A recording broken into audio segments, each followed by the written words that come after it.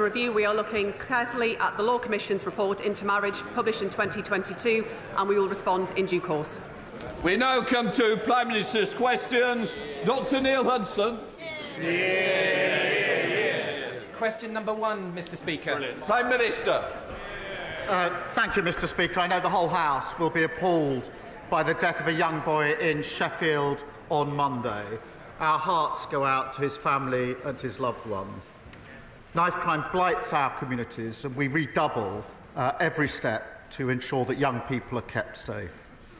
Mr Speaker, on Monday I met other European leaders in Brussels to discuss vitally important focus on security and defence in a volatile world. I'm determined to reduce barriers to trade, making it easier for businesses to do business, and ensuring a better relationship with our European partners delivers for the British people. Mr Speaker, this morning I had meetings with ministerial colleagues and others in addition to my duties in this House. I shall have further such meetings later today. Dr Neil Hudson. Thank you, Mr Speaker. Sadly, suicide is the biggest killer of young people under 35. Andy Airy, Tim Owen and Mike Palmer are the 3 dads walking. They each tragically lost their precious daughters, Sophie, Emily and Beth, to suicide. And they have campaigned tirelessly for suicide prevention to be included in the school curriculum in an age-appropriate way. We met with the previous Prime Minister in Downing Street, and suicide prevention was added to the RSHE curriculum guidance for consultation last year. I know the Prime Minister has met the 3 dads and supports their campaign, but sadly progress has stalled. Please, would the Prime Minister meet with me and the 3 dads so that we can finally get this over the line and ultimately save young lives? Minister. Well, can I thank him for steadfastly raising this really important issue, particularly during Children's Mental Health Week. I have met the 3 dads walking. They're inspirational. Their courage is extraordinary. And as the father of young children, I don't know how they're able to campaign in the way that they do. I'm not sure I would be able to do so. So, of course, I can assure him that I will meet them again and push this agenda, really important agenda, forward. Jasmine Qureshi. Thank you, Mr Speaker. 86% of trains at Kersley Station in my constituency were delayed or cancelled in the past 12 weeks, and this is widespread throughout the Bolton South and Walkden. My constituent Sophie, who commutes from Walkden to Manchester, recently told me almost every day at least one peak time train is cancelled, and when the train finally turns up, it's overcrowded. Recently, she was stranded for hours after constant cancellations because the train crews were unavailable. Can the Prime Minister ensure my constituents that this government is committed to building reliable railways after 14 years of Tory chaos? Well, my honourable friend is right to highlight that the party opposite left our railways in a terrible state. 2 years of strikes costing our economy £850 million in lost revenue. You can't grow the economy if you can't run the railways. We will launch Great British Railways to focus relentlessly on passengers and to clamp down on delays and cancellation. And I'm pleased, Mr Speaker, that Northern have announced the largest ever investment in its fleet to deliver 450 new trains, meaning more comfortable, reliable journeys for her constituents. Leader of the Opposition, Kemi Badenoch. Mr Speaker, when Labour negotiates, our country loses. Yesterday, we heard the government offered £18 billion for Mauritius to take our territory in the Chagos Islands. This is money that belongs to our children and their children. This is an immoral surrender, so North London lawyers can boast at their dinner parties. Mr Speaker, when Labour negotiates, we all lose. Sometimes they don't even bother. Why did the Energy Secretary withdraw government lawyers from defending the case against the eco-nutters who want to obstruct Rosebank's oil and gas fields? Mr Speaker, let me deal with the serious issue she raises in relation to the Chagos case. This is a military base that is vital to our national security and to national security. A number of years ago, the legal certainty of that base was thrown into doubt. And let me, Mr. Speaker, let me be clear, and I'll pick my words carefully. Without legal certainty, the base cannot operate in practical terms as it should. That is bad for our national security, and it's a gift to our adversaries. Now, some within the party opposite know exactly what I'm talking about. That is why, Mr. Speaker, that is why the last government started negotiations about sovereignty and about securing the long-term use of the base. Mr. Speaker, they were right to do so. That's why the last government conducted 11 of the 13 rounds of those negotiations. And, Mr. Speaker, they were right to do so. That is why this government has completed that process, and we were right to do so. Mr. Speaker, I will set out the details when they're finalised, and it will, of course, be presented to Parliament.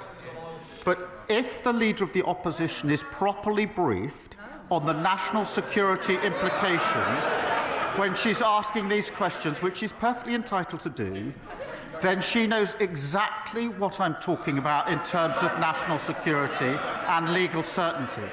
If, on the other hand, she's not properly briefed on the national security implications, she's not doing her job, she's not concerned about national security, and she's not fit to be Prime Minister. Mr. Speaker, how can anyone believe that this man is defending UK interests when he bends the knee to anyone who asks him? His answer was so weak and so waffly, it is no wonder he needs a voice coach. But he didn't answer the question I asked him, why the Energy Secretary was not defending our country. The Energy and Environment Secretaries received nearly £400,000 worth of donations from Lisbeth Rousing. It's her money behind the court case that will stop an £8 billion investment, threaten thousands of jobs, and endanger energy security for all of us. Did the Energy Secretary refuse to defend UK interests because he's funded by billionaire eco-zealots? Prime Minister. Well, Mr. Speaker, I'll come to that very issue, but I noticed she didn't say she was briefed about the Chagos issue. This is important. Mr. Speaker, when she became Leader of the Opposition, I said to her that I would give her a briefing on any national security issue if she asked for it. That's very important to the way that we run our democracy. She has not asked for a briefing on the Chagos case. And that's because she's more interested in chasing reform than in national security. In relation to oil and gas, it'll be part of our energy supply for many years to come. We've been absolutely clear about that. But we are going through a transition. It's important because that transition to renewable energy will give us lower bills, energy security, take Putin's foot off our throat, and it's good for the national interest. Mr. Speaker, this is a weak answer because he doesn't know what is going on. Last week, I asked about the employment bill. He didn't know what was going on. We asked about the education bill. He didn't know what was going on. Let me tell him what is going on. Maybe he can answer some questions. Shell has said a one-year delay to Rosebank will cost £350 million and the loss of 1,000 jobs. Equinor has said a two-year delay to Jackdaw will cost £800 million. The only benefit I can see is the £400,000 to Labour ministers. At a time of war in Europe, threatened energy security, increased competition from the US and elsewhere, we should be getting British oil and gas out of the ground. Does the Prime Minister have the guts to take on Labour donors and his Energy Secretary and approve the licence applications when they are resubmitted? Prime Minister. Speaker, she doesn't even want to know what's going on, otherwise she'd have asked for the relevant briefing. She knows the position on Rosebank. She knows the court case that has meant that the licence has got to be reviewed. There's a process that's got to be gone through in the proper way. She understands that, but yet again she's proving all she can do is student politics and playing party politics. Mr. Speaker, I am speaking on behalf of the people of this country. When Labour negotiates, our country loses. When Labour negotiates, our country loses. He's talking about bringing growth and investment. Last week, he lost a £450 million investment from AstraZeneca that we negotiated, Mr. Speaker, and which would have delivered growth immediately. That same day, he also lost the £8 billion oil field investment that would have delivered next year. Business is abandoning the North Sea because of his decisions. What signal does he think he is sending to investors? As she knows, AstraZeneca was a commercial decision. She must understand that. But, Mr. Speaker, all she does is come here every week, carping from the sidelines, talking our country down. We've got the highest investment for 19 years. PwC say the second best place to invest in the world. The IMF has upgraded growth. Wages are up. Inflation is down. There's more to do. Reforming planning and regulation. Building new homes. Supporting a runway, the third runway at Heathrow. What unites these? Championed by Labour, opposed by the Tories. Mr. Speaker, it's so hard to believe anything he says. This is a man who needed emergency voice coaching on Christmas Eve. This government is so clueless. It is borrowing £8 billion. It is so clueless. It is borrowing £8 billion for GB Energy, a vanity project that is not great, not British, and does not produce any energy. Its own chairman, Mr. Speaker, admitted it will take 20 years to create just 1,000 jobs. Meanwhile, 200,000 jobs are at stake in our oil and gas sector right now. Does he think that 1,000 jobs in 20 years' time are worth more than the 200,000 jobs we have now? Prime Minister. Again, she clearly hasn't been briefed or doesn't want to be briefed. GB Energy, a publicly owned energy company that will drive the move to renewables. That is not about the number of jobs in HQ. It's about the thousands upon thousands of jobs they will generate to give us energy security, something we didn't have under the last government, take Putin's boot off our throat, something we didn't have under the last government. They lost control of the economy. We're getting it back. He can waffle as long as he likes, Mr. Speaker. But we know that Labour promised to bring energy bills down by £300. Instead, bills are going up. He's freezing pensioners while shoveling money to Mauritius. The Prime Minister isn't just managing decline, Mr. Speaker. He is creating decline.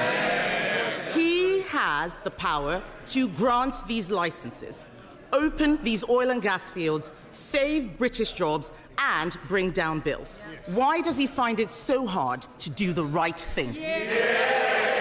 Right. She really needs to look into how these licences are granted. Well, I appreciate that their reset seems to be having no policies apart from cutting pensions and having no briefings on relevant issues. Let's just remind ourselves, they presided over the biggest drop in living standards on record. Mortgages went through the roof and they left a £22 billion black hole. And we learned last weekend, Mr. Speaker, that under the last government, £35 billion was lost on benefit fraud and error. Who was at the Treasury at the time, you might ask, Mr.